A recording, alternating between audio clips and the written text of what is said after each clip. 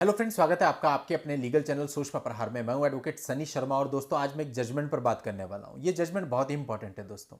देखिए, हस्बैंड के लिए हर एक स्टेप उसको फूक फूक कर रखना पड़ता है और सबसे ज्यादा दुख, सबसे ज्यादा पेन तब होता है जब आपकी तरफ से आपका कोई केस है और कई साल ट्रायल चलाने के बाद आपका केस वो खारिज हो जाता है, आपको कोई रिलीफ मिलता नहीं है। उस समय पे सबसे ज्यादा दुखता है। यहां पर ऐसा ही कुछ मामला है। देखिए, हस्बैंड अपनी तरफ से क्या करता है, जब वो पूरे तरीके से परेशान हो जाता है, वाइफ को वापस लाने की सारी कोशिशें विफल हो जाती हैं और आपके ऊपर मुकदमे भी हो जाते हैं झूठे, तो एक समय ऐसा आता है जहां पर आकर हस्बैंड को लगता है यार मैं अपना टाइम खराब क्यों कर रहा हूं, मुझे भी तो आगे बढ़ना चाहिए और कितने साल ऐसे ही निकल जाएंगे। तो वो फाइनली अपनी तरफ से डिसीजन लेता है कि ये लोग म्यूचुअल पे भी नहीं आ रहे हैं और हमारा वापस लाने के भी सारे प्रयास विफल हो गए, केसेज भी कर दिए, अब मेरे पास कोई ऑप्शन नहीं है, तो अब मुझे डाइवोर्स ही फाइल करना है। तो वो क्या करता है, वो अपनी तरफ से डाइवोर्स का केस सेक्शन 13 में जाके कंटेस्टेड डाइवोर्स का केस फाइल कर देता है। अब इस केस को फाइल करने के लिए उसको कुछ ग्राउंड्स बताने पड़ते हैं। अब देखिए, जो ग्राउंड्स होते हैं वो क्या क्या हो सकते हैं आपको पता ही है। एडल्ट्री का ग्राउंड कुछ स्पेसिफिक मामलों में ही होता है। जनरली क्या ग्राउंड आता है, क्रियोलिटी का। और कुछ ऐसे मामले होते हैं जहां पर काफी समय हो जाता है वाइफ को अपने मायके में रहते हुए, तो डिसर्शन का ग्राउंड भी बन जाता है, 2 साल से ऊपर का समय अगर गुजर चुका है। तो यहां ऐसे ही मामला था जहां हस्बैंड ने अपनी तरफ से केस फाइल किया और उसमें क्रियोलिटी और डिसर्शन दोनों को ग्राउंड बनाया। लेकिन दोस्तों, यहां पर जो कोर्ट ने निर्णय दिया वो बिल्कुल अलग प्रकार का है और आपको चीजों को समझने में बहुत मदद करेगा।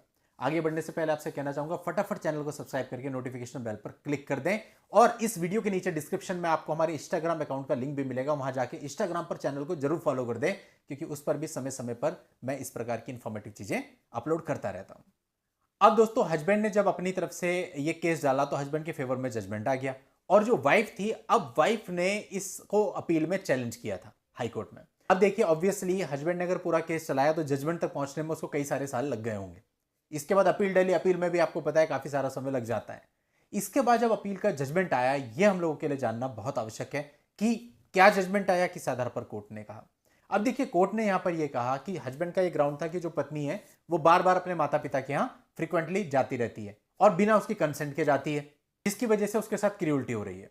तो यहां पर जो हाईकोर्ट ने अपने जजमेंट में यह कहा, इलाहाबाद हाईकोर्ट ने, कि भाई बार बार वाइफ का अपने पेरेंट्स के घर जाना विदाउट हस्बैंड कंसेंट किसी प्रकार की क्रियोलिटी नहीं कहा जा सकता है, ना ही डिसर्शन कहा जा सकता है। उसको अलाउ कर दिया।